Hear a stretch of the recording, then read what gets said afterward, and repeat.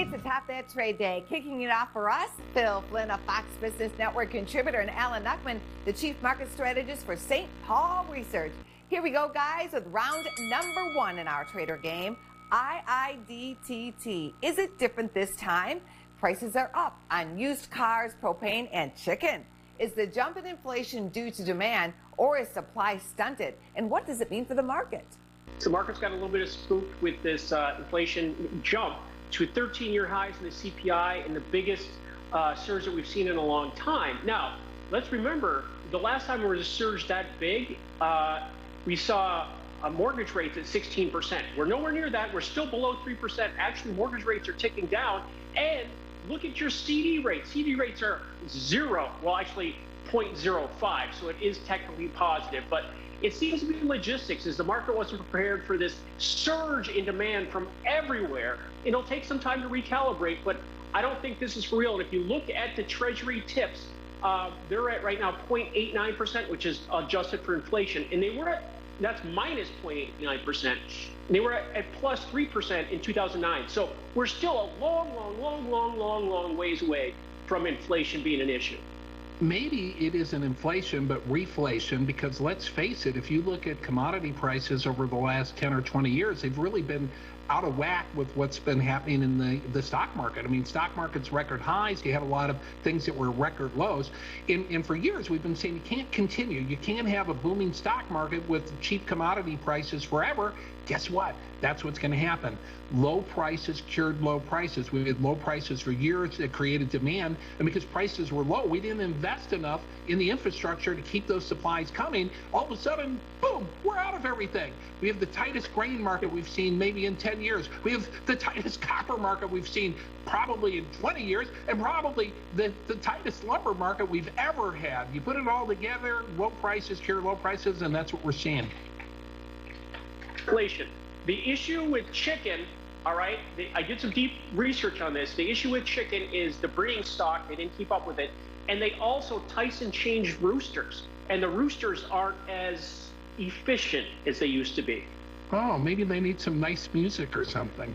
Round number two, Chipotle changed. The Mexican restaurant chain is spicing things up by promising to pay a $100,000 salary to general managers in about 3.5 years from now. Is wage inflation a concern for this company's stock?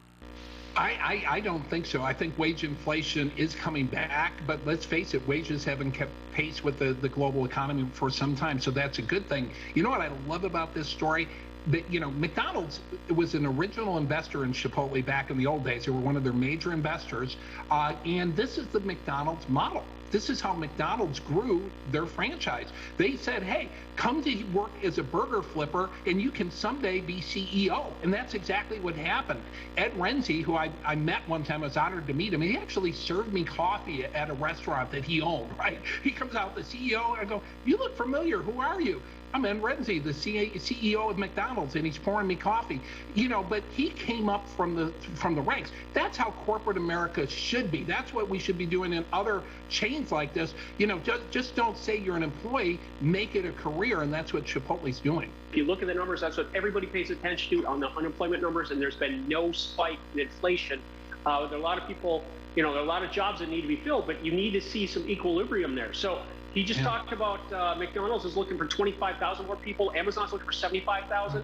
Let's talk about CMG stock. It's stuck between 1,200 and 1,600, but it is up 200% in the last 3 years. Right now, it's 10% off its recent highs. So you can look to see if it can hold this 1,200. We're at 1,300 right now. 1,200 is a support level, and if it can get back above 1,400, then it's going to test those highs once again. And getting back to McDonald's real quick, it's been reported that McDonald's is going to give their employees a 10% raise, which is up and coming. And I don't know if that's because of wage pressure or because their employees threatened a strike. We'll have to wait and see. Round number three, bad enough to buy. Pick a play from a list of beaten down stocks that includes Etsy, Viacom, AMD, and more.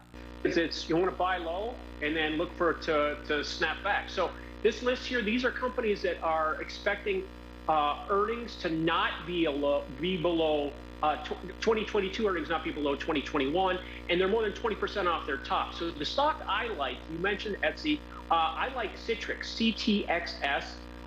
So it's been between 100 and 150. There's a gap up above at 130. So that's a stock that I'm attracted to. But again, it's about money management, and it's about leverage. You want to be buying on the dips and see how things hold. You know, you've got better risk reward, and that's what this is all about. I kind of like AMD on that list. I mean, there is a chip shortage. Excuse me, that's hard to say. A chip shortage in the world right now, and they, of course, will be able to pick up some of that business. So I think that they're going to perform very, very well. Going back to Etsy, I really like Etsy. Here's your bonus round question for today. Which university can boast the most billionaires? Ooh, boy, I'm going with Harvard. No, I'm gonna think Stanford. But if you're that smart, you don't have to go to school, do you? Good point. The answer is Harvard. Congratulations, Film, and congratulations to the class of 2021. You did it. We will be